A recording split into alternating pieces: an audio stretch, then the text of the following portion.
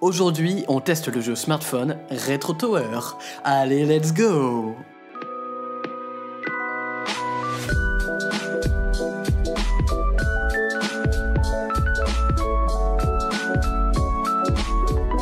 Le concept est vraiment simple, il faut empiler des blocs de différentes formes pour aller le plus haut possible. La progression se fait par paliers. Lorsqu'on en a complété un, les blocs se figent et on repart sur une base solide. Ce système de paliers est une très bonne idée car il permet de renouveler le jeu sans qu'il devienne trop compliqué. Plus le joueur monte, plus la vitesse s'accélère. Cette mécanique, bien que basique, est très bonne. On n'est jamais trop fort et la courbe de progression est quasi infinie. Sinon, le jeu propose 3 modes un petit peu différents. Le premier est le plus basique. Il faut empiler des blocs de différentes tailles. Le deuxième est sensiblement pareil, sauf qu'à chaque palier complété, les blocs gardent leur forme initiale, ils ne se transforment pas en une tour. Et dans le troisième mode, le but est d'empiler de petites tours au lieu que ce soit de simples formes géométriques. Vous avez donc compris que les 3 modes se ressemblent tous un peu, et c'est dommage car on ne ressent pas vraiment l'envie de varier.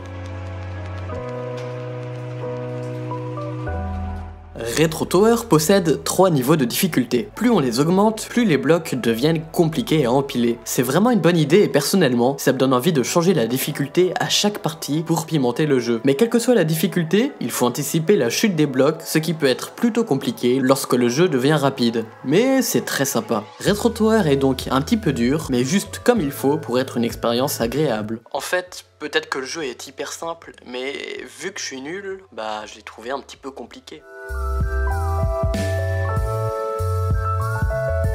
Vous devez maintenant savoir que j'adore les graphismes rétro, style Synthwave. Et autant dire qu'avec Retro Tower, on est servi. Et ça fait du bien, car il y a un réel univers, ce n'est pas juste une 3D fade. Donc, sans être exceptionnel, les graphismes sont bons. Le seul point négatif survient à la mort, où il y a une lueur rose extrêmement forte qui rend le jeu incompréhensible. Mais en soi, ce n'est pas si handicapant. Les musiques rétro collent parfaitement au style graphique. Les bruitages peuvent être désactivés depuis les paramètres, sauf que, dans tous les cas, il n'y a pas d'effet sonore. Mais je suis sûr que ce léger problème va être résolu très bientôt.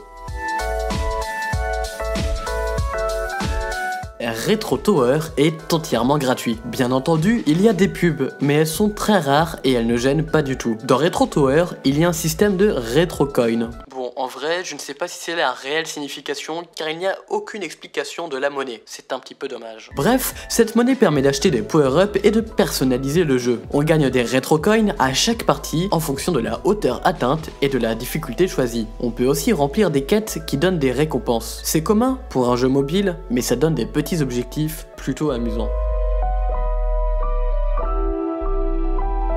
On ne va pas y aller par 4 chemins, Retro Tower est un jeu simple mais efficace et plaisant à jouer. Il est aussi addictif qu'un Tetris et il a une ambiance très cool qui est un vrai plus. Vous n'avez donc rien à perdre à le tester car il est gratuit. Le lien est évidemment dans la description. Si vous le testez, donnez-moi votre avis en commentaire. Sur ce, si la vidéo vous a plu, je vous invite à liker et à vous abonner, ça m'aiderait énormément. Bref, salut à tous!